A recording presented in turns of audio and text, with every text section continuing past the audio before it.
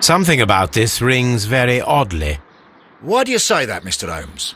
Why? Because of Mr. Hamish's club foot. Oh, I deserve to be kicked from here to Charing Cross. I should have noticed it. But, Mr. Holmes, I can't see why. No, I don't suppose you do. You must recall that Mr. Dunn was locked inside the Colonial Collection Room by the murderer. If it was Mr. Hamish, he would have had to run up to his workplace to trigger the fan situated above it, taking into consideration the condition of his foot. Well, it is still possible. Perhaps, but it is rather strange that such a person as Mr. Hamish decided to base his plan on the speed of his gait. You mean to say that somebody helped him? So the suicide is questionable? Correct. Mr. Hamish accuses only himself in his letter, and so the investigation stops. Possibly an accomplice, then? That idea had not occurred to me, Mr. Holmes. I have another idea, Inspector. Thanks to the testimony that we have collected, we are able to rebuild the events as they took place that day. With a timeline, such as we did in the Jack the Ripper case. Precisely. The map at the entrance of Kew Gardens should help us with our timeline. Let us analyze the facts and statements so that we may recreate the events of that morning.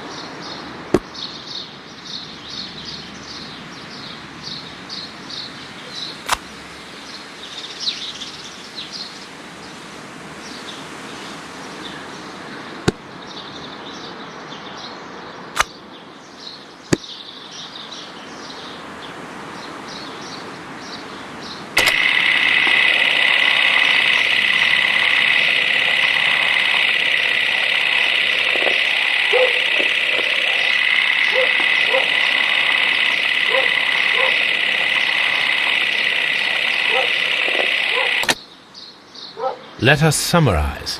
Montague Dunn was poisoned inside the Colonial Collection Room. He forced open the door, which means that someone locked him inside there at 10:20. Martin Hamish was last seen at 10:10. This means that he has approximately 10 minutes to lock the door of the Colonial Collection Room. Given that he was club-footed, it is doubtful. Albert also has 10 minutes to lock the door of the Colonial Collection Room, which is quite enough time. Miss White was last seen at 10 o'clock, which means that she had approximately 20 minutes to lock the door.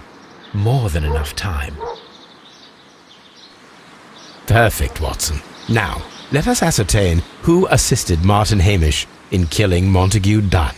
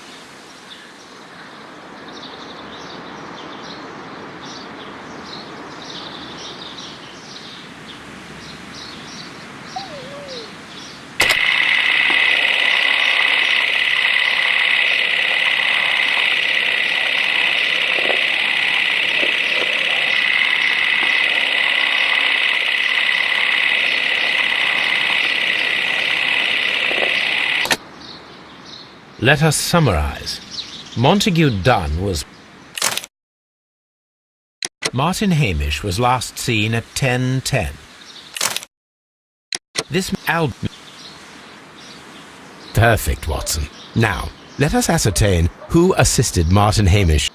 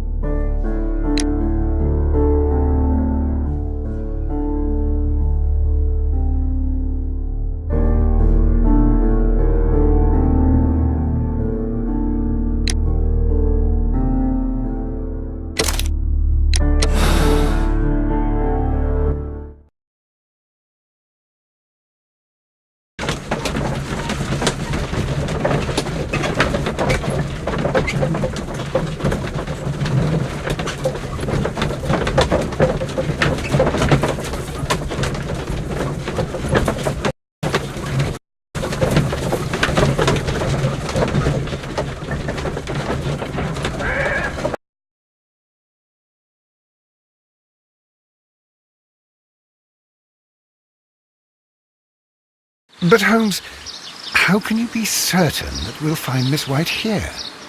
It is obvious, Watson. Just use your brain. I am using it. I do use it. Now that the rope has tightened around Martin Hamish, Miss White must act to erase all traces of her implication. After the suicide of her accomplice, there is one final trace remaining: the deadly plants of the Divine Syndicate. She will be there. Very good. Shall we go? Just one moment. Now listen to me, Watson. I shall see her alone. You will conceal yourself behind her, quietly. Whatever are you planning? Nothing spectacular. The impulses of women have always been a mystery to me. But she is a bold one, and so we must be cautious. All right. You can count on me, Holmes.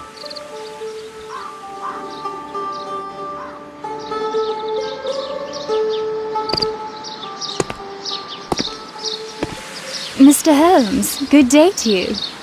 You do not seem surprised, Miss White. Well, I was expecting you. Not for too long, I believe.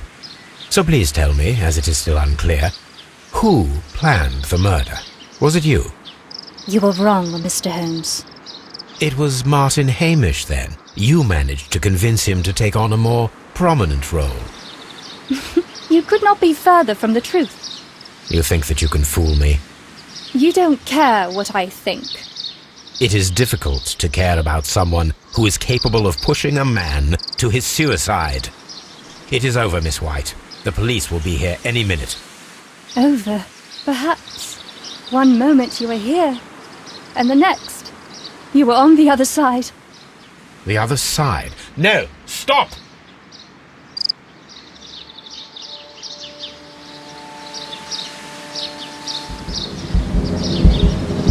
I beg you not to do this, Miss White.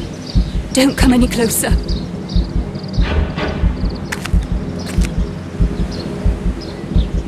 Please remain calm. We can help you. Not one step further. Don't try to stop me. Stop this foolishness. You cannot truly want to die. No, it's too late.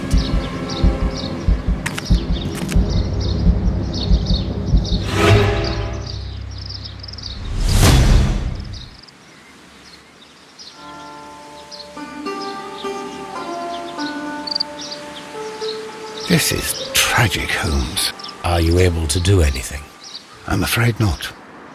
The poison has been fulgurating. Her heart stopped instantly, poor...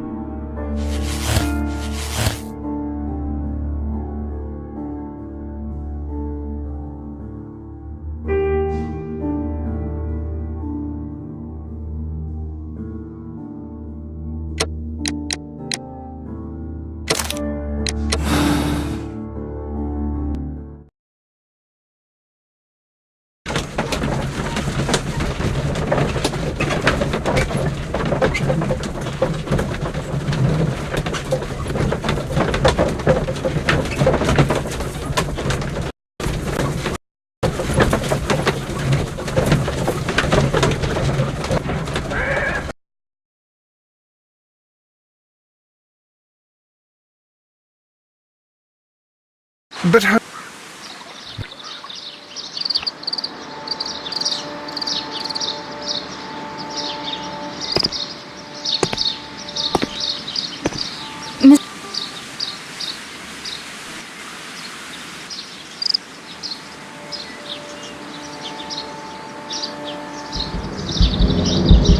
beg you not to do this, Miss White.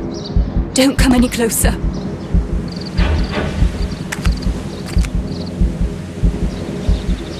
Please remain calm. We can help you. Not one step further. Don't try to stop me. Stop this foolishness. You cannot truly want to die. No, it's too late.